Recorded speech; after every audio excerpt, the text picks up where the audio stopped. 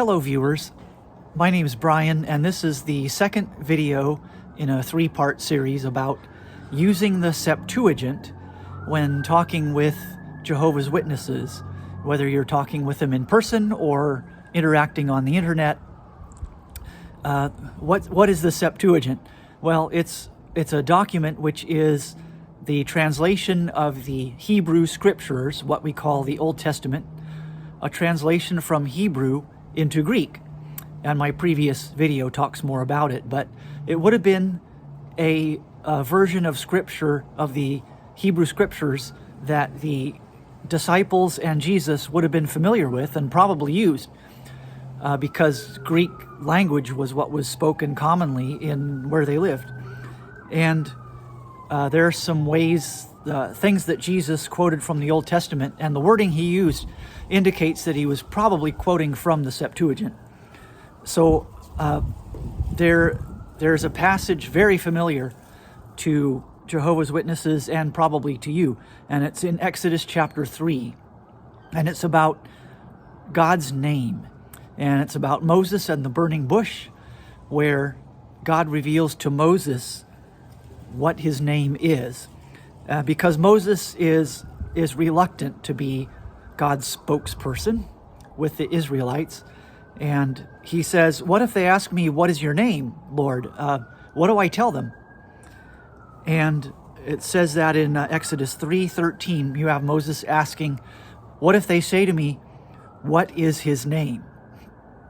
And then the next verse, Exodus 3:14, God answers him. And he says this phrase using the word hayah, the Hebrew word to be, or am. And the Jehovah's Witnesses in their scripture, they translate that, I will become what I choose to become. And so you have God saying to Moses, tell them, I will become has sent me to you. That's a little awkward, a little bit awkward language, isn't it? Well, it's because they're mistranslating. The next verse, verse 15, then their conclusion is Moses is to say to them, Jehovah has sent me to you.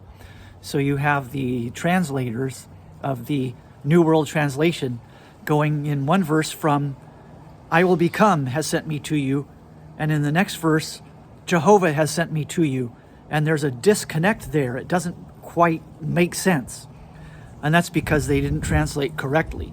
The Hebrew word is hayah, I am.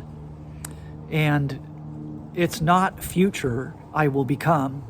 It's just plain simple, I am, present tense. And all your other translations translate these verses, verse 14 and 15, something like this. I am who I am.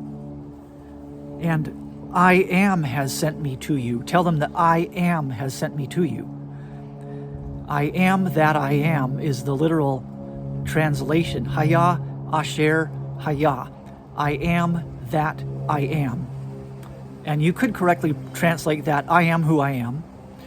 But I think it carries more the sense of, I am the one who is. I am the source of existence itself. I always have been. I am because I am. And so when they ask what my name is, you're to tell them Yahweh. In verse 15, that word Yahweh is directly related. It's a form of the same word, that hayah. I am. Tell them I am has sent me to you. And so that's what you're going to call me. My name will be Yahweh. I am. Now here's the neat part concerning the Septuagint. When you get to that verse, Exodus 3:14 and 15, in the Septuagint, the Greek translation of the Hebrew Bible scriptures, the words used there are the Greek words ego eimi, I am. So the translators of the Hebrew scripture to Greek use the Greek words I am, not I will become or anything else. It's I am, ego eimi. So right there you have evidence going against the Watchtower's view that Jehovah is God's name. It's Yahweh. It's I am.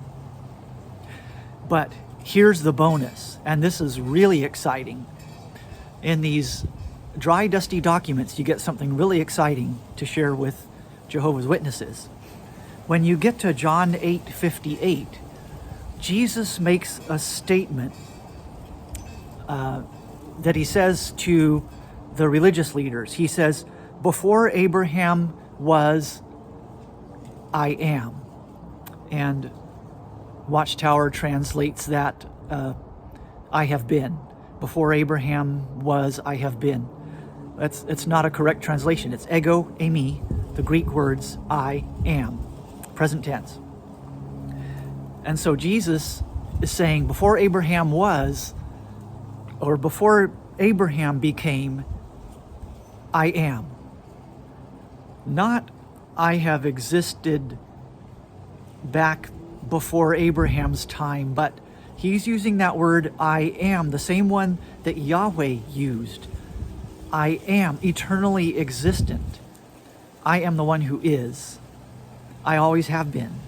And I am. So in John 8:58, Jesus says, I am. And scholars take that as a direct reference back to Exodus 3:14 and 15, a direct connection. And one of the links in that chain of connection is the Septuagint, the translation of Hebrew into Greek.